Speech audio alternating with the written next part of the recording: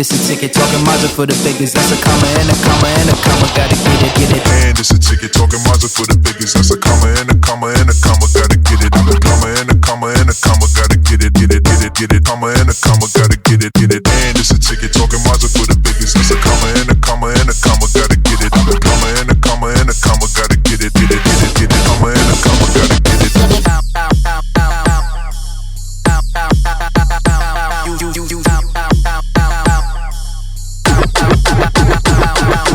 And it's a ticket, talking Mazda for the biggest. That's a comma and a comma. Well, welcome everybody to another episode of Head to Head with Brian Parker.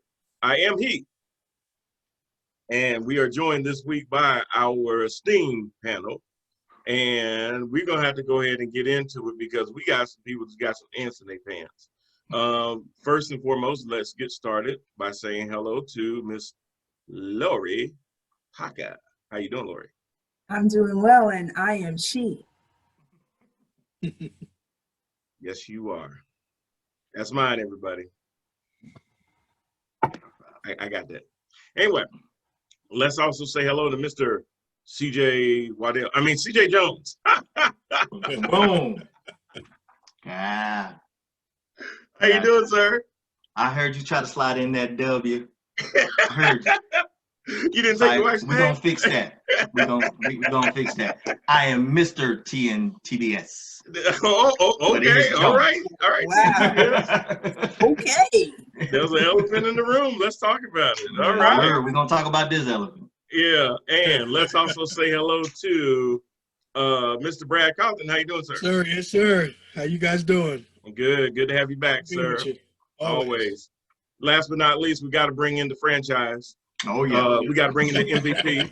We got to bring in the big enchilada, the one that brings international viewers to our show week in and week out. We just had somebody from Paraguay actually yesterday log in, and I know I owe that all to Mr. Jermaine Parker. How you doing, sir? He did. Hey, man, bottom of the rotation, top of the heart. That's what I'm talking about. I had to bring you in last, get rid of all us nobodies first, and then, bring in the franchise. Yes, sir. Yes, sir. I'm here. Thank you, sir. Have you back another week. Well, as I did state, our show is on Roku. If you don't have Roku and you're watching this on YouTube, please do a double dip. And if you have Roku, add this as a channel in Power, all one word. That way you can catch not only Head to Head, but you can catch plenty of other shows, movies, and things like that on our channel as well, whether you watch it on the live stream or the on-demand. Jump into it. Channel is growing every single month. I know you guys got some analytics that I sent out so you can see it for yourself. Very happy to be doing that. So if you know anybody that is looking to place some content on our channel, please reach out to us at theparkermedia@gmail.com.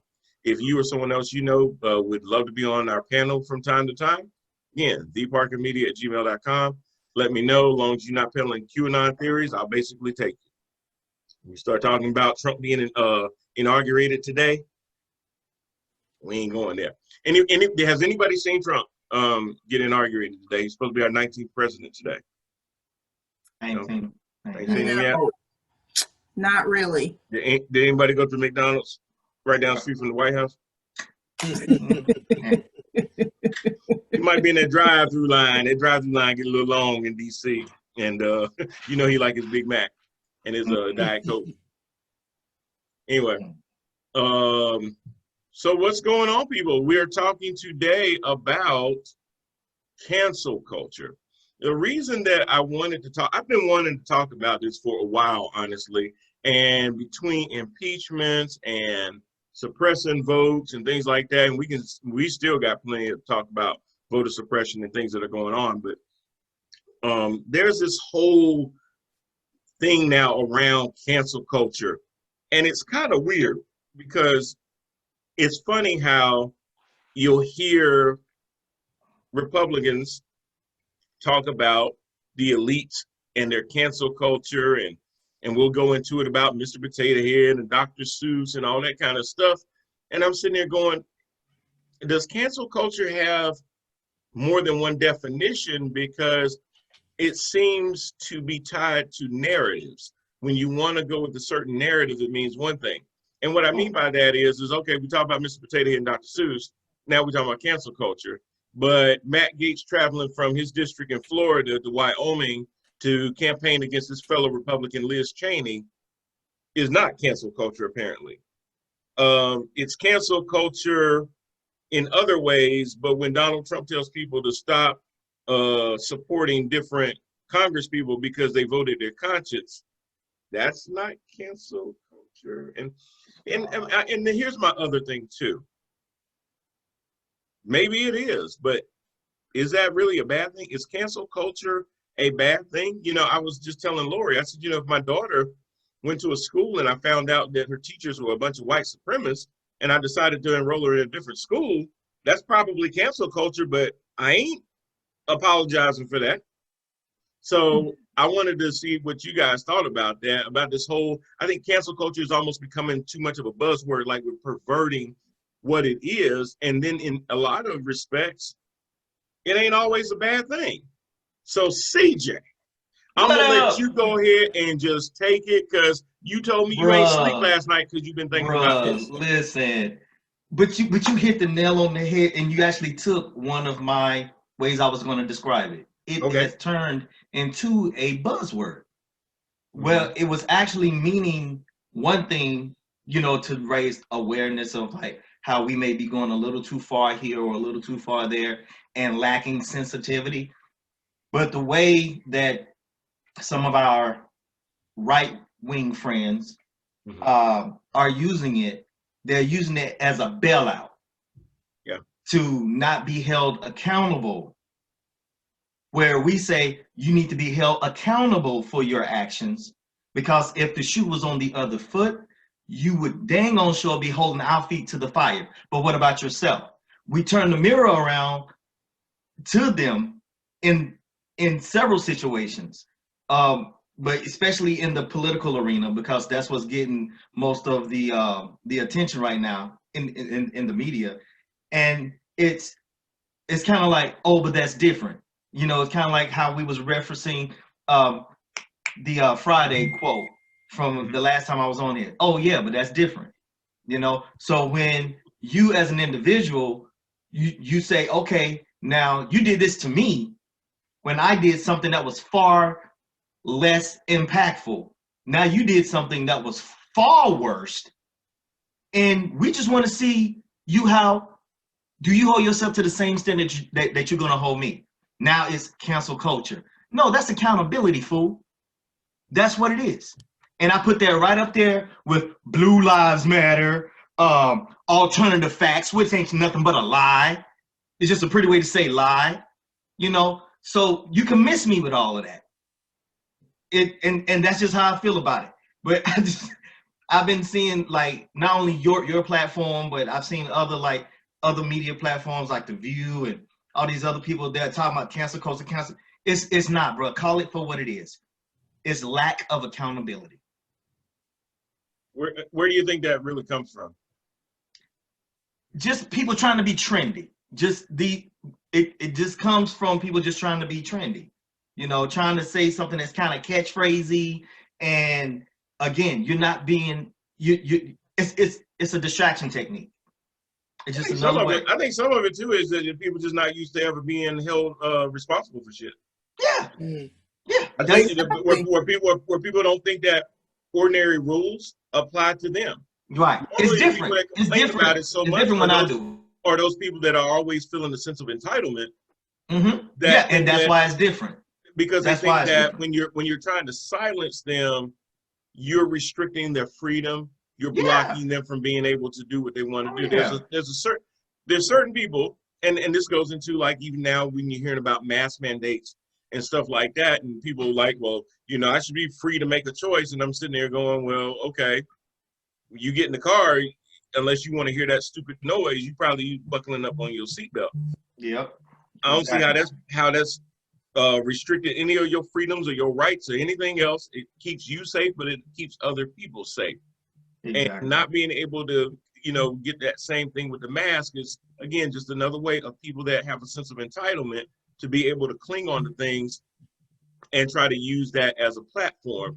And it's not even that they really have a problem with it, Brian. It's not even that they really have a problem with it. No, I they don't don't. think that people really don't have a problem with it. It's the fact that they were mandated not to do something. So it's in our human nature to want to, as the Bible calls it, kick against the prick.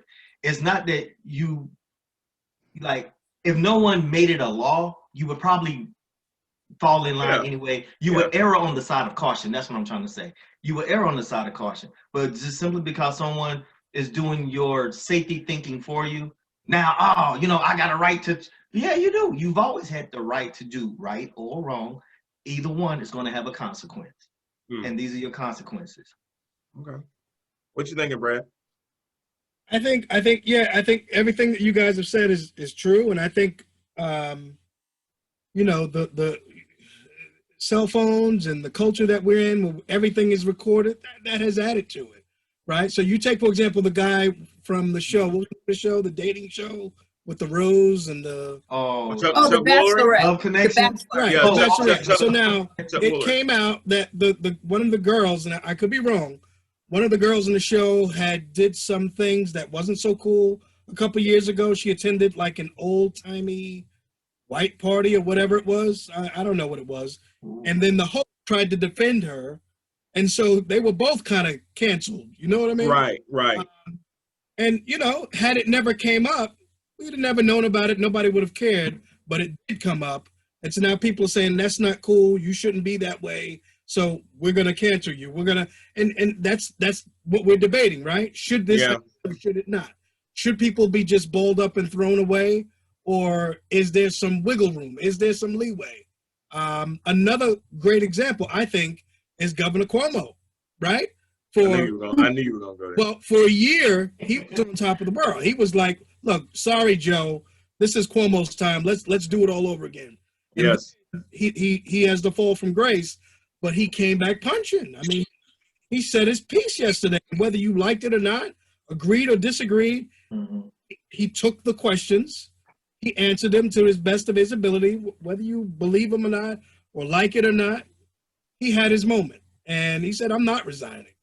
Yeah, because you're not going to cancel me. Well, you know, and to that point, Brad. Well, first, there's another great example that I thought about too.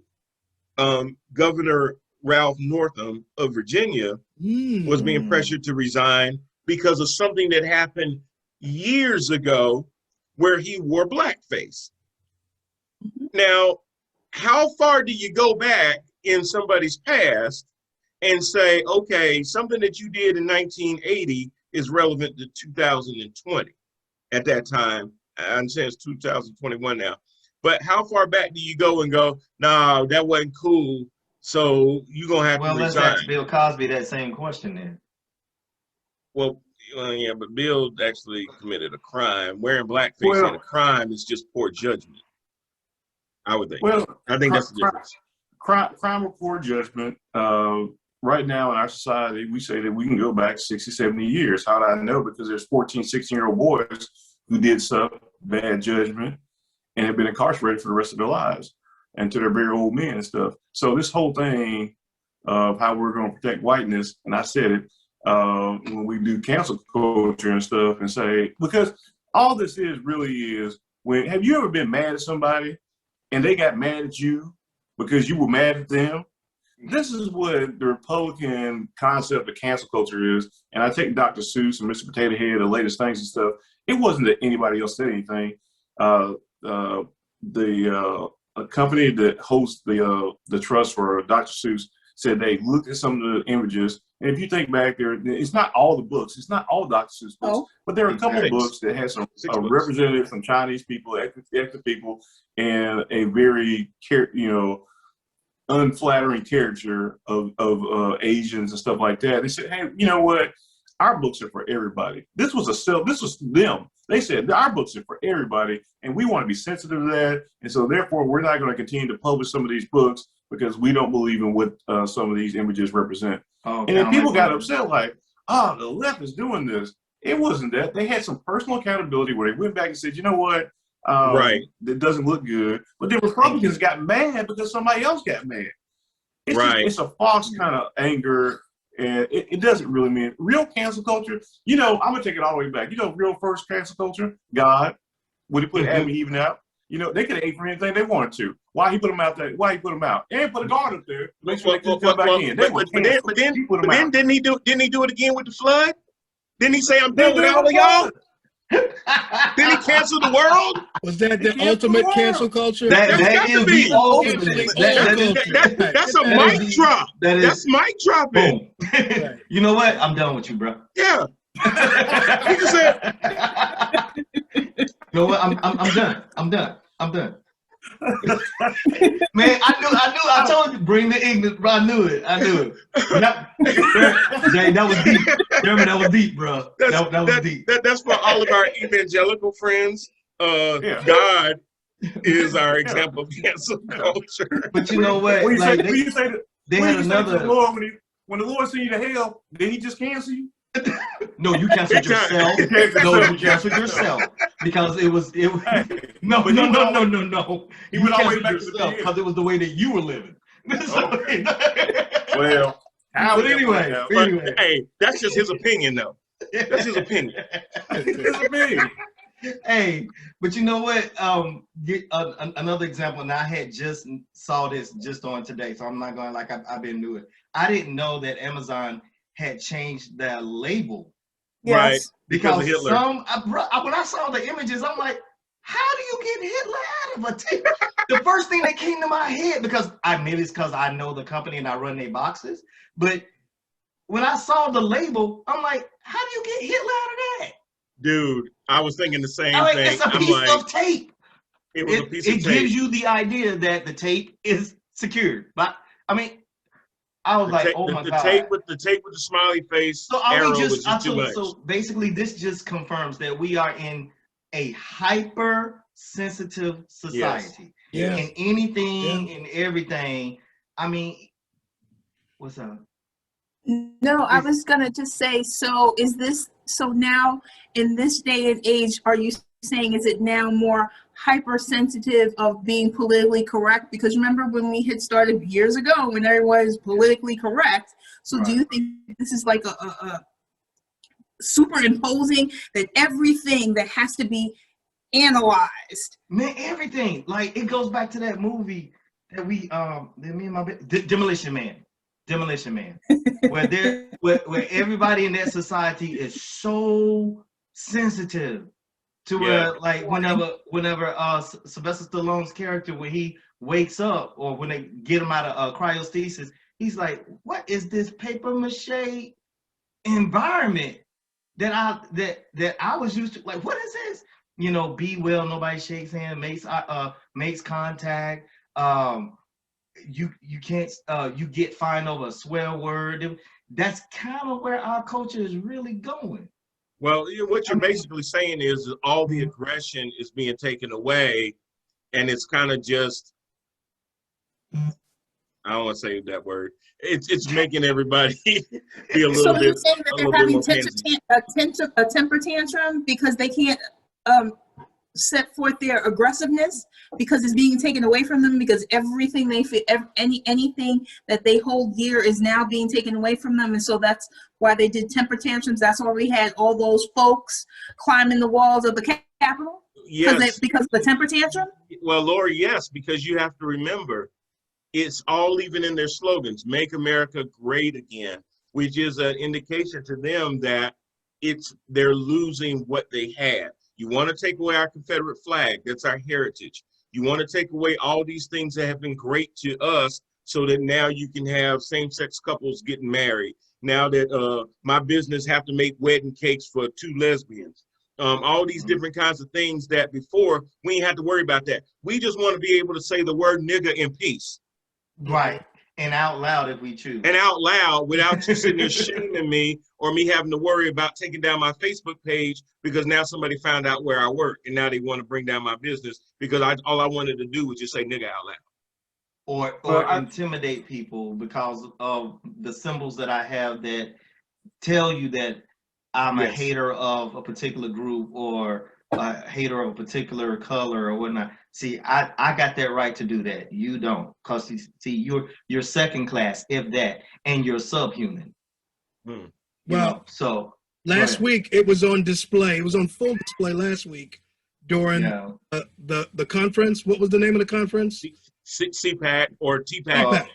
Yeah. During CPAC, if you saw, it was out on. It didn't get a lot of, it didn't blow up on social media, but there was a Nazi symbol. The stage was in the shape of a Nazi symbol, not traditional Nazi flag that we know of. I'll send it to you guys. Wow. The stage was the shape of an old rune Nazi symbol that Nazi soldiers wore on their uniforms. I'll send it to you. It's the exact same thing. See, things like that, people think that you don't recognize, you won't recall, you won't know what's going on. Every time you see the little frog and you see Pepe around, we know what those things mean, and we know who's in those circles. Right. We know that Trump came from those circles because of the words that he used. We know, going back, this is not new. I mean, they've been tracking this. Morris Dees has been tracking this for 40 years. I mean, this is what they do and how they roll and the circles that they're in. I'll send it to you. It's amazing that it didn't come up in the mainstream media all weekend. The shape of the stage. Wow. In a Nazi symbol. That's pretty deep. That's deep. And they know they're going to be publicized, and they know some. Go ahead, Jay. Go ahead, Jay. No, I was going to say, I saw that the company said that it was accidental. They didn't know. They were just put the stage together. I get it. Okay. I get it. I accidentally do that all the time. Right. I arrange my underwear in Nazi symbols all the time. I do too. So if there's anybody watching this that ever wants to employ me, anything I say that could be construed in a negative light was accidental. And, I didn't know what I was talking about. But talk about stuff you don't know what we're talking about. I think to what Lori was talking about earlier about the sensitivity and what CJ was talking about the sensitivity of time, this is just what we call overcorrection and stuff. If you ever played stocks and stuff, the prices will go up and they'll correct themselves back and stuff. And so what we're in the middle of is a correction because there's been so much oppressiveness and so much racism and xenophobia and all this other stuff going on for years and years and years. You're just seeing the overcorrection of it. It'll get back to middle. I wouldn't worry about the paper mache world so much. And I think it's a good thing that we take time to either self-reflect or we say, hey, look, you're not going to talk to me. Because we say that, we're black people, you're not going to talk to me any kind of way. Right. You're not going to call me any kind of name and stuff. And when I say that, I want you to respect it. When other people say, hey, look, Redskins, that's not popular for me. Y'all have to come up with something else. I think that's okay. I don't think it's ever a bad thing to acknowledge another human being and see him see that's the problem. For history's sake, most people in this country, outside Anglo-Saxons, have never been viewed as full human beings. Right. And when they halfway view as a human being, they want to be patted on the back for, look, I didn't call you the N-word to your face. Right. And and so I'm an activist. I'm like an ally. I'm basically an ally out here. Yeah. Well, Jermaine, here the thing about, just hopping back to the Dr. Seuss, the depiction of a China, first they were called Chinaman, and then they had to go back and they changed it to Chinese. But it still depicted the person as yellow, slanted eyes, eating noodles. It had depictions of Africans in there as shirtless, shoeless, and their faces kind of almost resembled monkeys. And what that does is, on the low subconscious level, when you're showing this to your children, it's giving them the impression that China people are yellow and they look like this. Black people got big ass lips and they char black and they don't know how to wear shoes and shirts. Because then they'll show you some National Geographic stuff and you see Zulu or whatever. But you start to have these preconceived notions and you grow up as a child and it's already been embedded in you. And all they were trying to say is that we need to be a little bit more sensitive. But now you hear the right losing their minds because they're like, well, man, they're trying to take our childhood away and this away. Nobody's trying to take it away. Those books are still available. If you really were into Dr. Seuss, you got them Dr. Seuss books. And here's another thing. If you really that mad about it, find an illustrator that can convey the same message without having to sit there and put all the stereotypes on blast. And the furthest thing that I'll say too is that when you're a child and you're looking at that,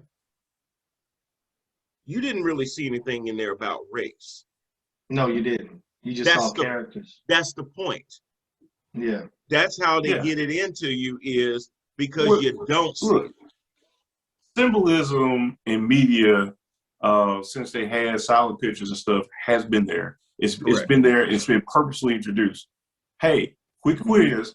If you're a cowboy and you got a black hat on, are you a good guy or a bad guy? Right. He was taught that from the very start.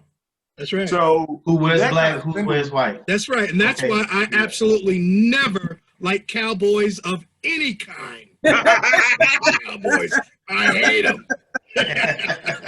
I love you too, B. That was good. That was so good. I love you too. Wow. That is going. That is going into the promo. That's going into the promo.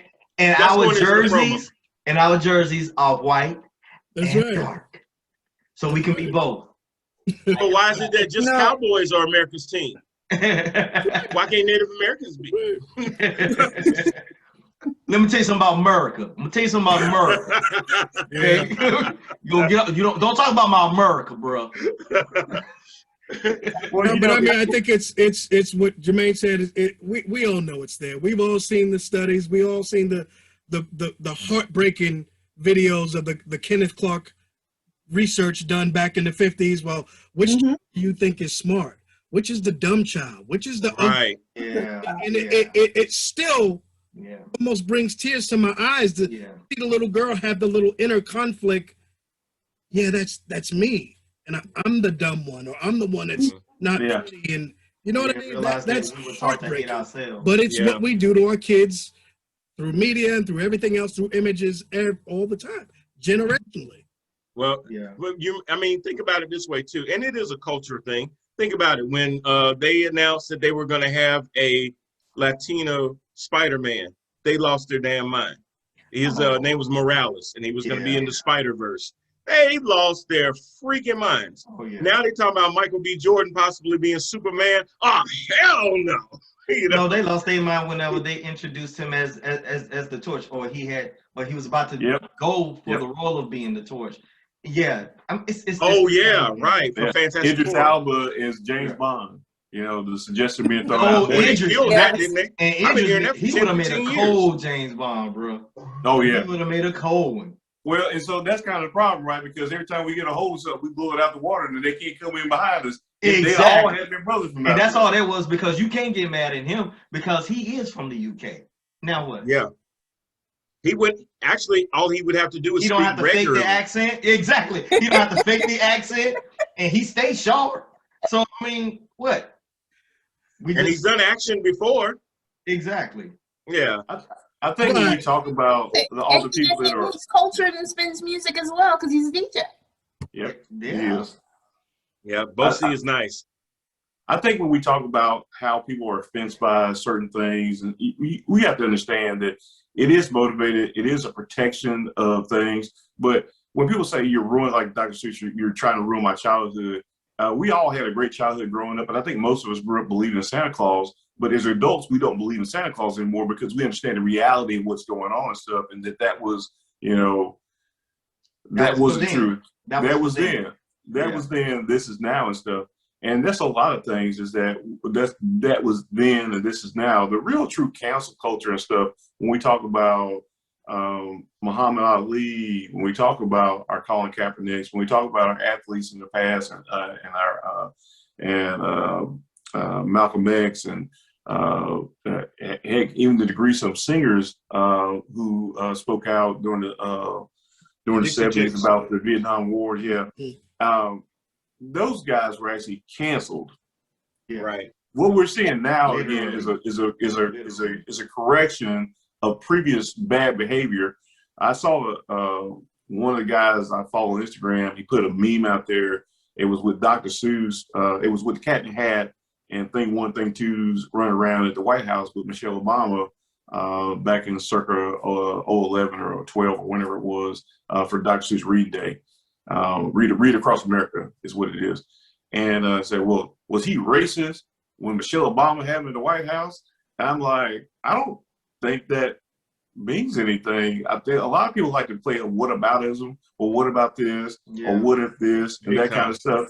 And what they're trying to do is trying to direct you away from that conversation to another conversation. And that's what I was saying. Yeah. It's deflection. Yeah, it's false. If people are real good at false equivalence, you know, they want to compare one thing to another thing that doesn't have anything to do. It's like getting an argument with somebody that says, "Hey man, you owe me $20." Yeah, I owe you $20. Don't you owe Frank $50? What about now Frank going, oh yeah. We gonna talk about that. We ain't gonna never get back on my $20. Right. We're gonna talk about what you owe and stuff. And that's that false equivalency that we see out here and stuff, is that we're pointing fingers at different things instead of addressing the conversation at hand. We can talk about that, and I'll talk about that with Frank, but let's talk about this $20 you owe me today, right now. Right now. So what's happened is that a line has been blended from cancel or accountability, and it's almost become the same thing. So, for instance, that's what they want you to Harvey Weinstein. They want you to think. Harvey Weinstein didn't get canceled; he got held accountable. Exactly. And you know, even though it was from a Me Too movement that people talk about is a cancel culture. Me Too movement is not cancel culture; it's accountability. Yeah. The true Me Too's. Yeah. It's accountability. Mm-hmm. But it's just funny how they've perverted the meaning. Sometimes when you overuse a word, the word has no more meaning, because now it means everything to everybody, but 50 different ways. So that's why I say I put it, and that's what I was saying before. Black Lives Matter, and then Blue Lives Matter. Black Lives Matter, Blue Lives Matter. Oh, all lives matter. No, you missed the whole point of the original. No, they missed it. No, they ain't missing. I'm sorry. Yeah, I'm sorry. I apologize, everybody. I apologize. They knew what the hell they was doing.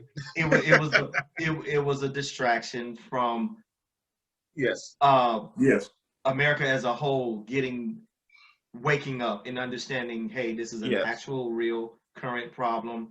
Yes. Yeah, we gave a nice sheet over it. We tried to cover it up. We tried to downplay it, water it down.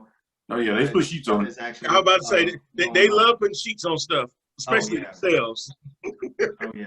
They cut their eye holes out real good, but they don't ever do them slanted. Again, I ain't got nothing to do with this part of the conversation. I ain't gonna cancel you. They gonna cancel you. Yeah, I'm keeping my job. I'm job. Y'all not gonna cancel you. I don't have a job. There might be a new host next week. There might be a new.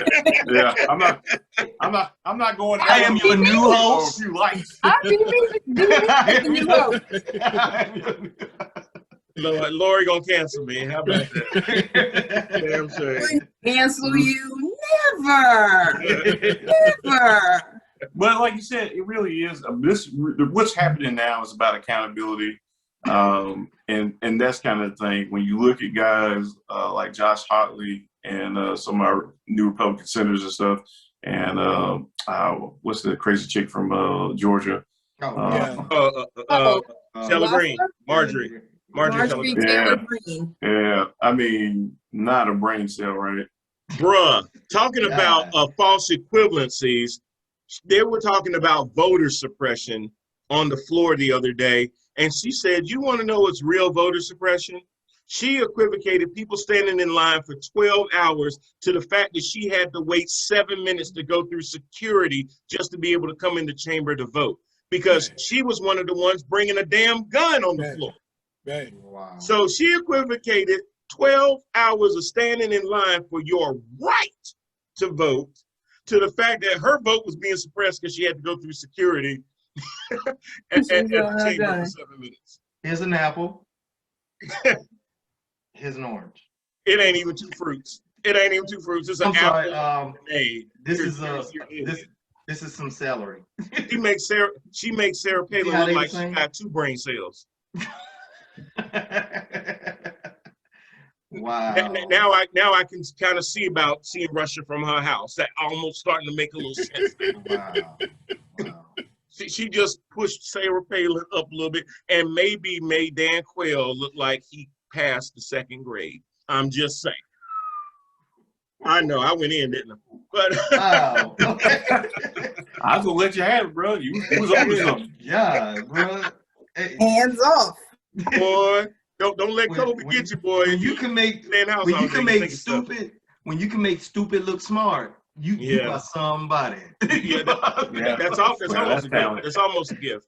But I think she does it by accident. But yeah. So the accountability part and the cancel culture part is starting to come together. But I honestly believe that there should be times when you do cancel. Now I'm seeing where there's been a proposition. Kyrie Irving brought it up. And you got to understand, Kyrie still thinks the world is flat. So you got to take what he says with a grain of salt. But he did have a point about the NBA logo. He just said, hey, why don't we have it be a black player silhouette instead of a white player? Oh. Now, I wouldn't necessarily nail it down to black and white, but when you look at it, the NBA is comprised of 85% African Americans. And the logo has been Jerry West for the last 50 years.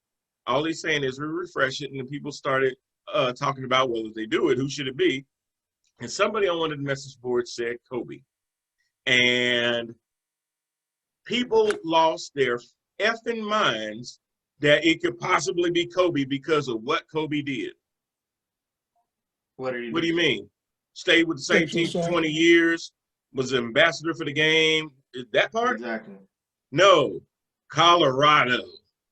Man, Hey, before you get into Colorado, I've been to Colorado. I'm just trying to say there's a lot of snow bunnies running around there. It I is. get what happened.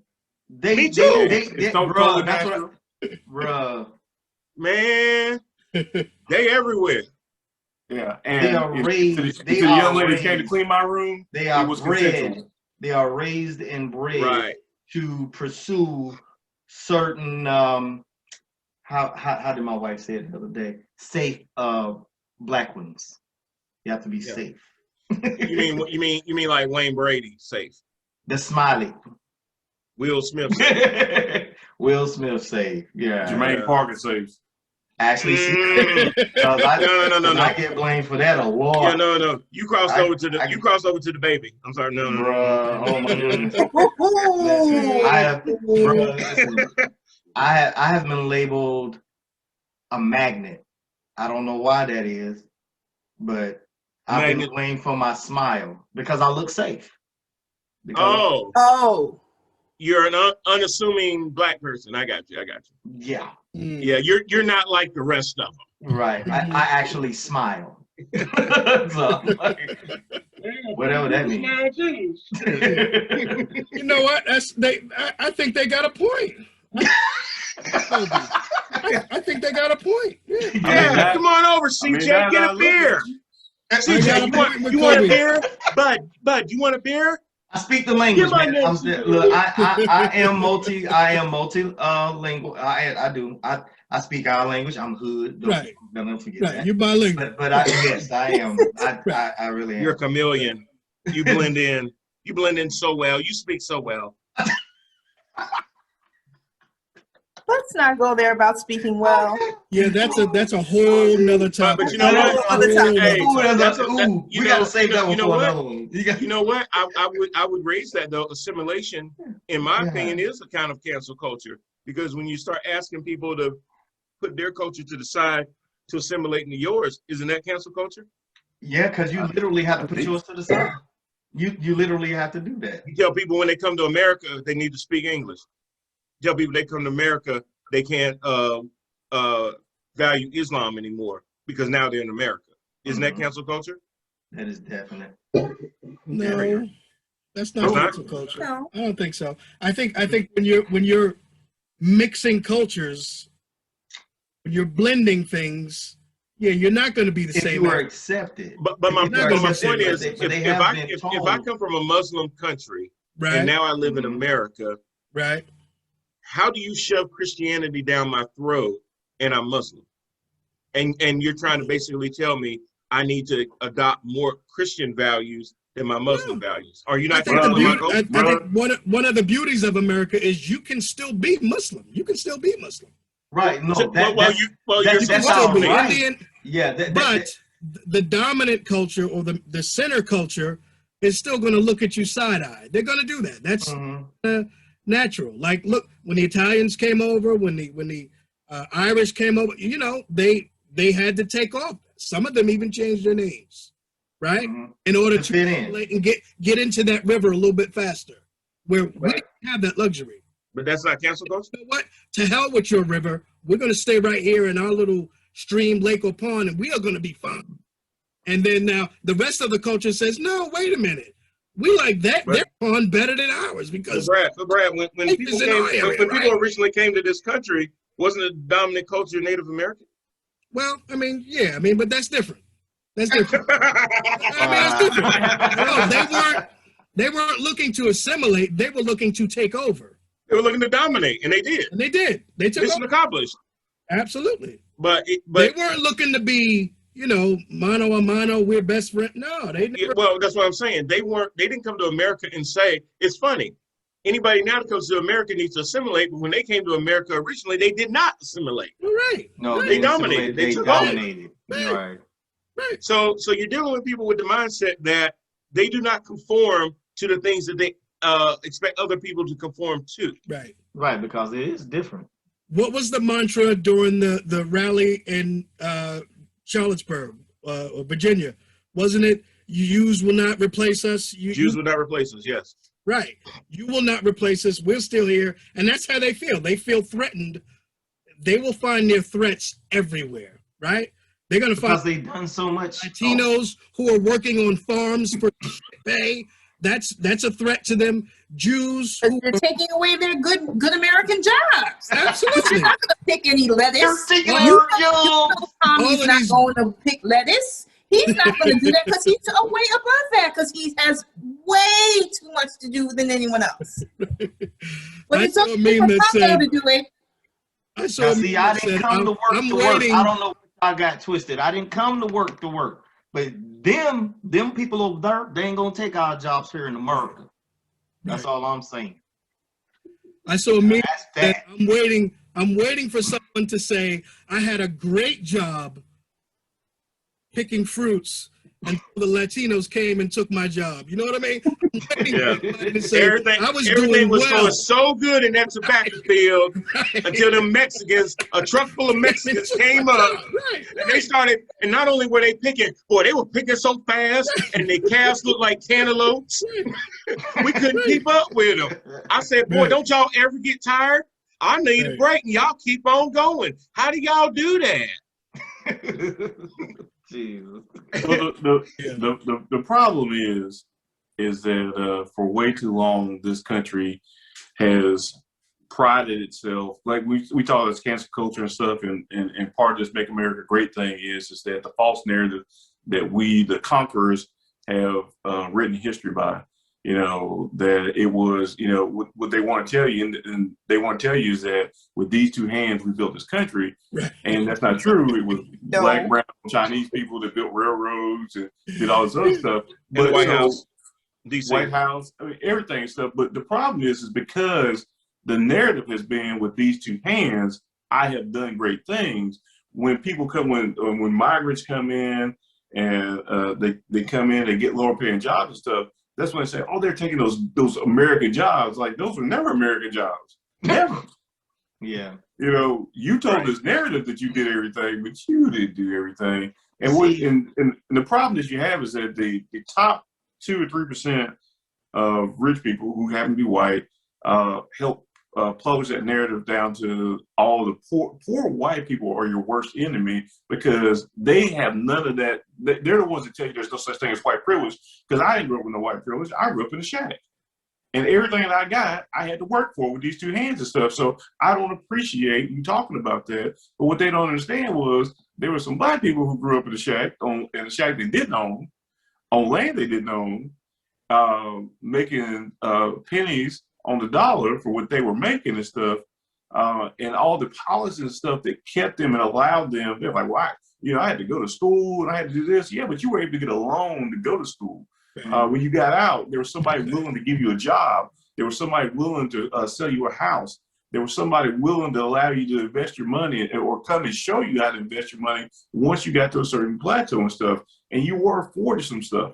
this whole illusion of what America is and what America was is what they're fighting back for. Well, I was told that it was this way, and you're telling me different, and I don't appreciate that.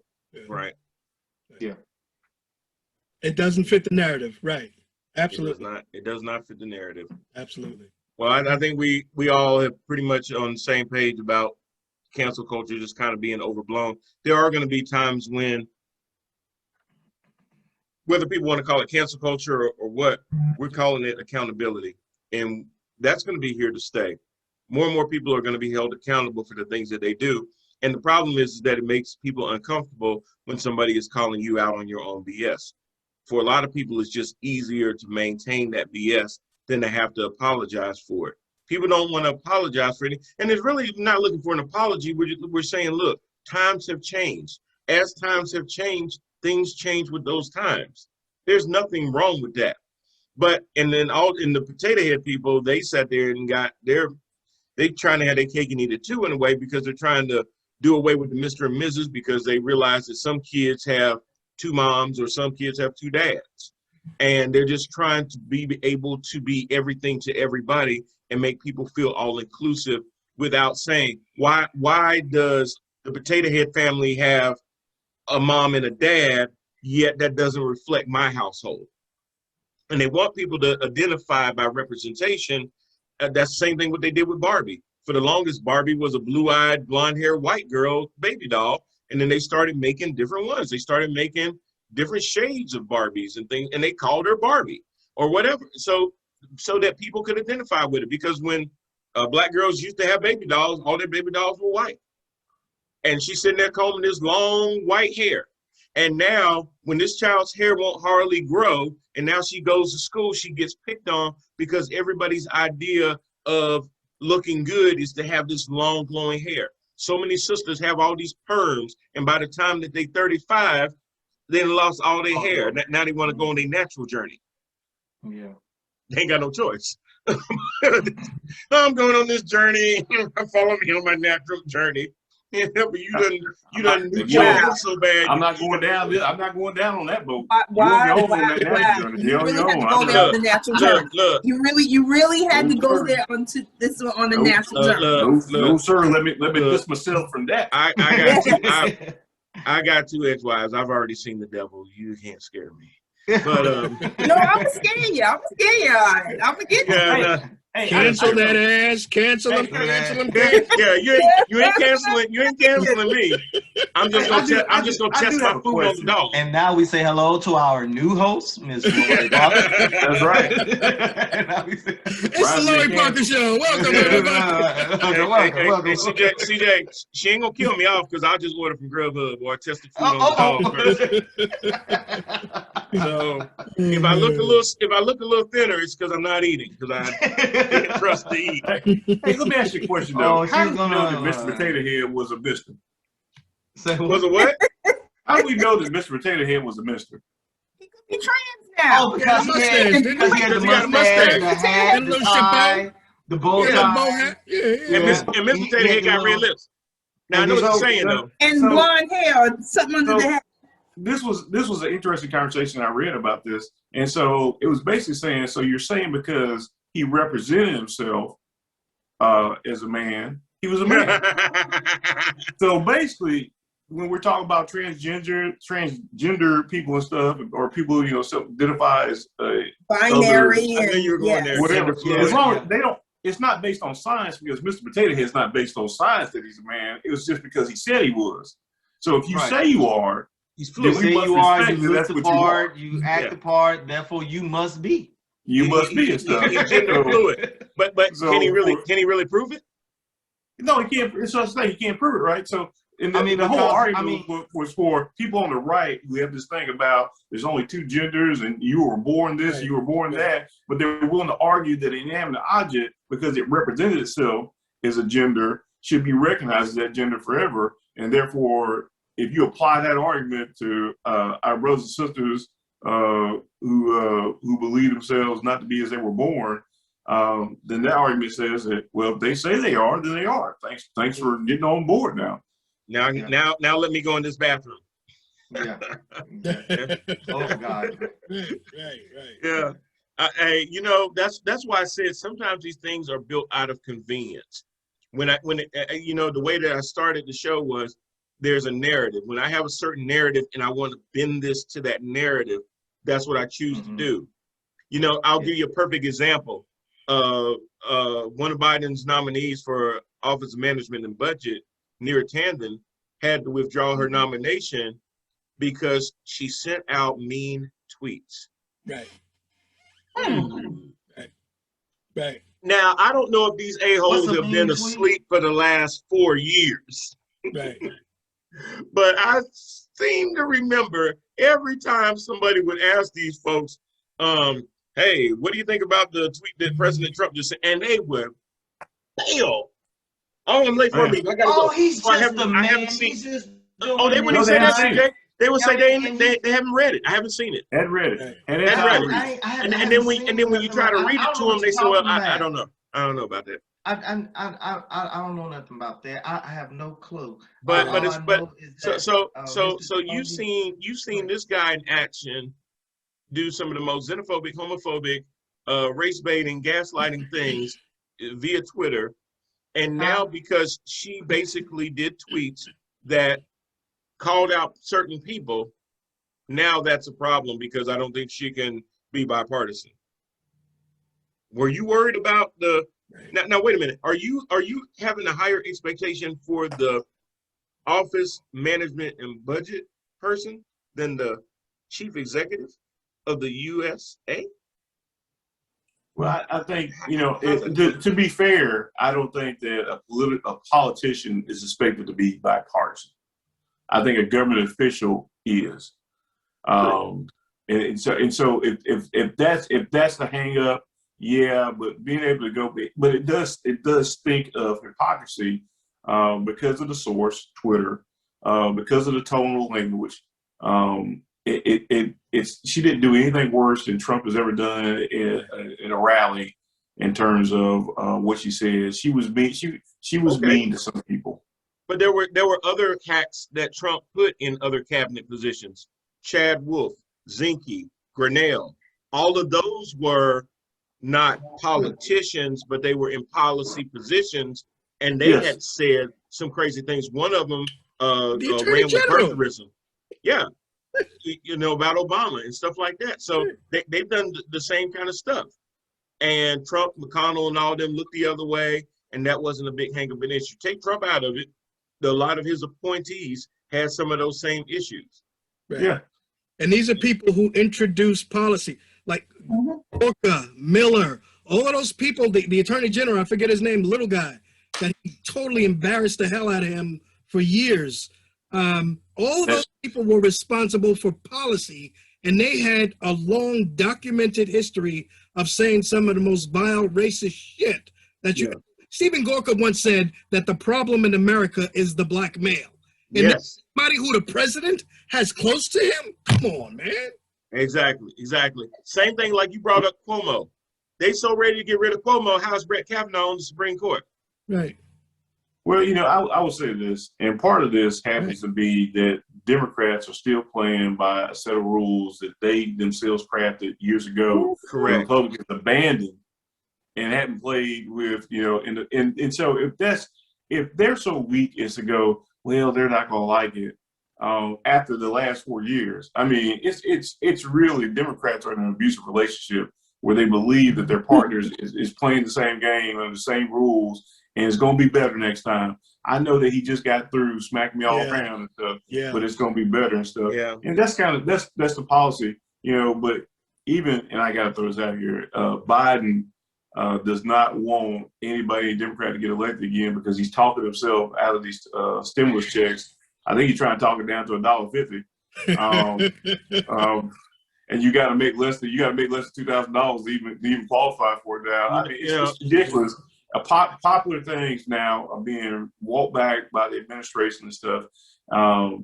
And Democrats in general just need to come up and say, hey, we're willing to fight for, and that's what it looks like. Republicans are willing to lie, cheat, steal for their underrepresented minority because they are a minority in the country. They have no political incentive to work with you. None. Because all None. they're doing is they're counting down. They have 2 years. It's going to be a 2-year referendum in the midterms. If you don't get anything done, they're going to vote you out and put these whack jobs, QAnon, and other kind of white supremacists in your place. And all this other stuff that, you know how Manchin talking about, we ain't never going to get rid of the filibuster. If they need to get rid of the filibuster to do what they want to do, which they have done, that's why it's Supreme Court now is a majority 50. They got rid of it. Right. So, you know, I don't know what it is that they keep holding on to, but they need to primary a whole bunch of them. But you're right. The Democrats are fighting with themselves as if, well, if we reduce the stimulus, then we're going to get a couple more Republicans to join in. Well, number one, why would you screw 12 million people out because you hoping that Collins and Murkowski and Mitt Romney going to come aboard when that wouldn't matter anyway? Whether you pass it with 53 or 50 plus Harris, it's going to pass, but you're not going to pass it with 60 votes that you would need to overcome a filibuster. And how do I know that they're being asses? Right now, Ron Johnson is making them read the whole 600-page bill out loud, which you have the ability to do as a U.S. senator, but nobody rarely does it. But just to stall an extra 10 hours, he's going to make them read word for freaking word. Yep. So what I would do is make his ass sit there all weekend. Don't recess or nothing. Make them sit there Saturday and listen Sunday, to it. and That's go right. through all of it. No, your ass ain't going home all to day and pass night. this bill. Let them That's listen. right.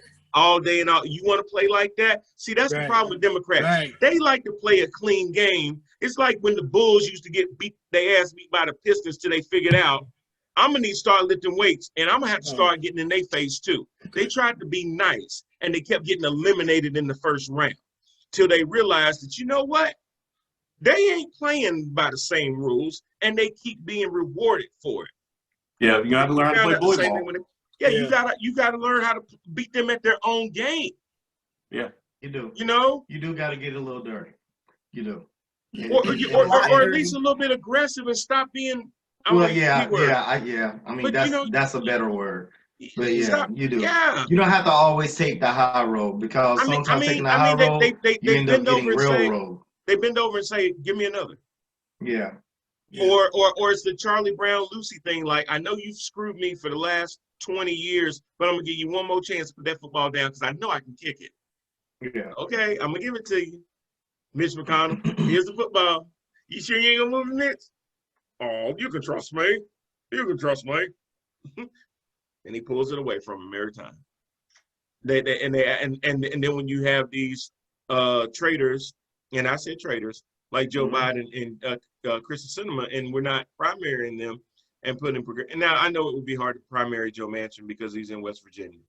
I get that. That's probably why you need to pick up other states because you ain't gonna probably get another Democratic senator out of West Virginia. Or you need to go into his state and campaign and force him back to the middle. His own people are screaming about, yes, we need a minimum wage increase. This has been the longest time since there has been a minimum wage increase. How the hell do you 7 or 10 years or something? How the hell do you sit on your high horse as a U.S. senator making $180,000 a year and telling somebody they don't deserve to make $30,000 a year by making no, $15 it's not even an hour? 30. It's 15. It's right.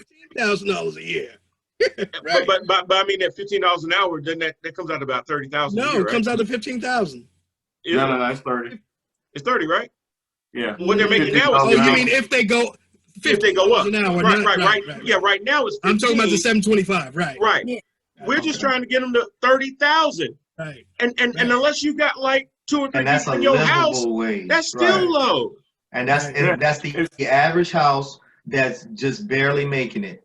Like you barely got your bills paid. But here's the thing: it pushes them out of the poverty line, so then they pay more taxes, which means that they don't need as many subsidies. How is that a bad thing?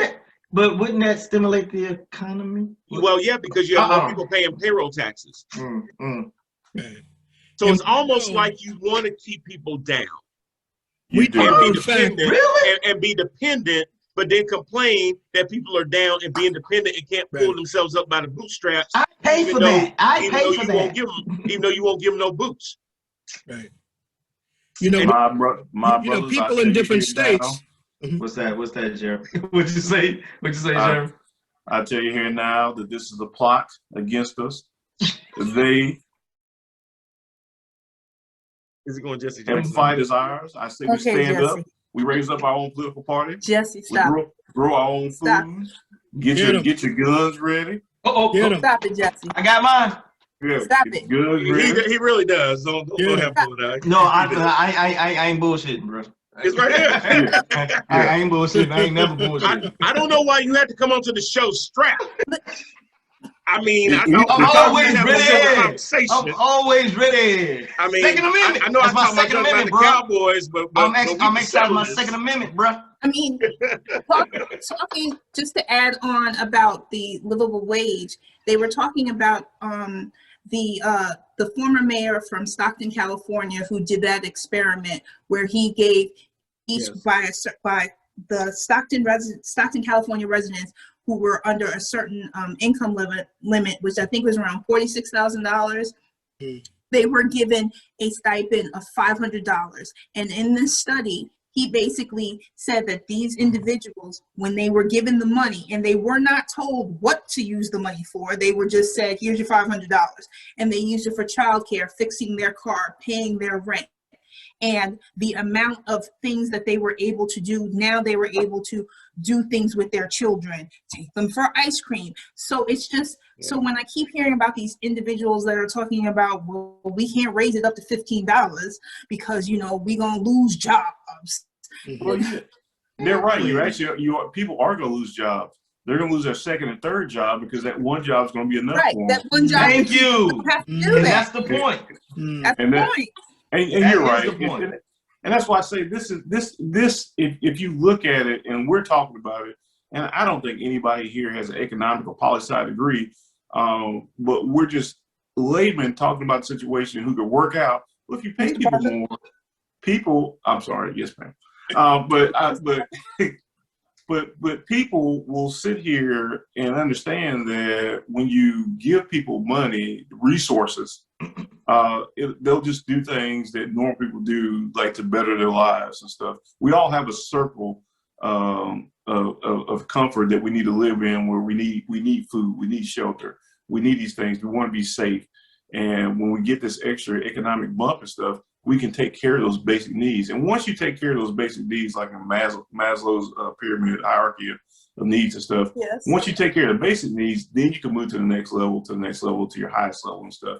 Right. They do want people to stay down struggling and fighting each other over the scraps. That is purposeful. And you can, out in the open, back in the day, before we had televised, where there was you couldn't look at proceedings, the news didn't really cover things like we do now. We didn't have this opportunity to crosstalk like we're crosstalking now. It was easier to make it policy and stuff, to do these kind of things. I just find it hard to believe that now, still in 2021, that with a majority of Americans understanding what we understand, I want to say the $15 wage is like 70-something% across the country approval. Right. Why Congress is still fighting like against 80 it. now. Yeah. Yeah, it might be. You know what's funny Yeah, it's is about when you 80 now. take each state's minimum wage, each state's minimum wage, and then you superimpose it with the election that we just had, it almost lines up perfectly. Like the red and blue states, all the red states had the lowest. Hang on, I'm sorry. And it's ridiculous. It was kind of stunning. I had to sit and pause the TV, like, damn, you know. And then convinced people that no. The way to do this is not to provide a living wage for folks. The real way to do it is to give the folks who are in the 1% and 2%, give them more access to resources and money, and then they'll trickle it down to the rest of us. And we know that that's not going to happen. We know that working Theory never worked. when they have money, they spend it. Whatever we know they're going to spend it. Part of that is their arrogance, Brad, because they think that they know what to do better with the money than you do. Of course. Like I will give you the money, but I don't think you'll be responsible enough with it. So if you give it to us, we'll figure out how to just sprinkle it down to you a little bit. Well, But that's how you it kind of maintain fits control. It fits into two things. Remember Obamacare?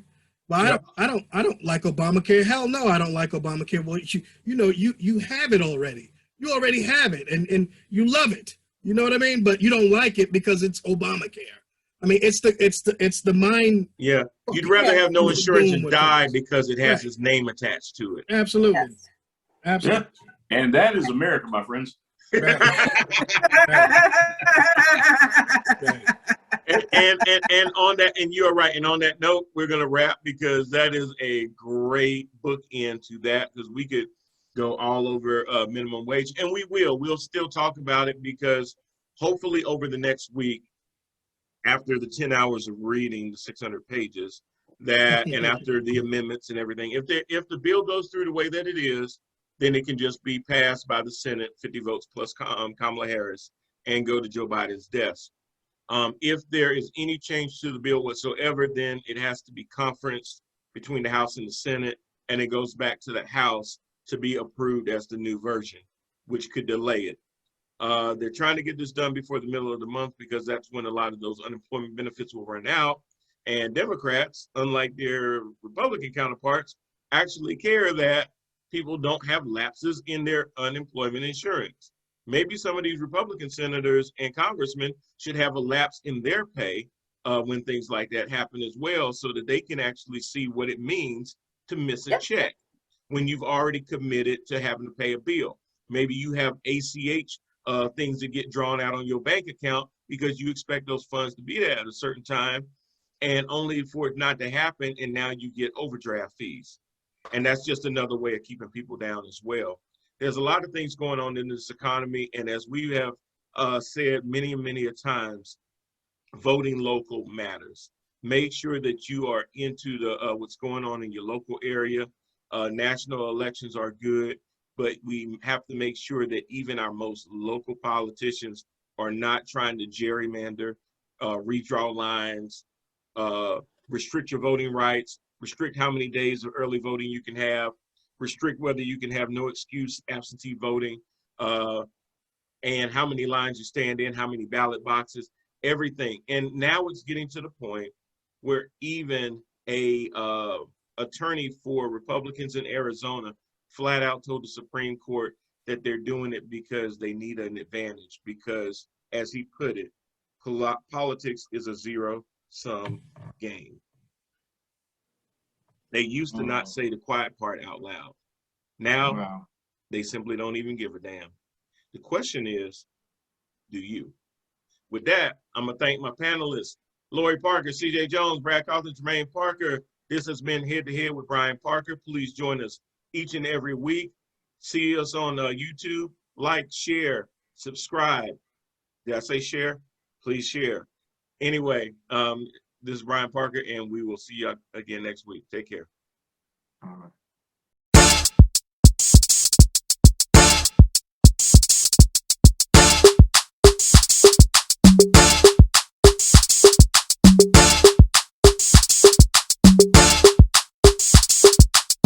And it's a ticket talking Mazda for the biggest. That's a comma and a comma and a comma. Gotta get it, get it. And it's a ticket talking Mazda for the biggest. That's a comma and a comma and a comma. Gotta get it. I'm a comma and a comma and a comma. Gotta get it, get it, get it, get it. Comma and a comma. Gotta get it, get it.